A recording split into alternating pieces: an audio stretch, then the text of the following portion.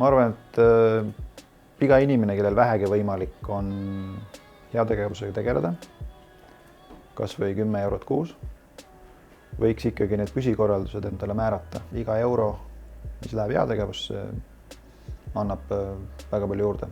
Kuidas mina isiklikult jõudsin heategevuseni, oli siis läbi erinevate meediaprojektide, näiteks ala ETV-s Jõulutunnel, kaubanduskeskustes siis SOS Lasteküla nii-öelda esindajad. Et sealt ma sain nagu esimese info SOS Lasteküla kohta. Ja nüüd juba väga pikki aastaid olen SOS Lasteküla püsiannetaja. Et kui vähegi läheb elus hästi, siis minu arust oleks õige mõelda ka heategevuse peale. Et panna need püsikorraldused ja iga kuu natuke toetada. Et miks ma olen pikalt juba SOS Lasteküla toetaja olnud? Mulle meeldib, kuidas seda MTÜ-d juhitakse, hallatakse.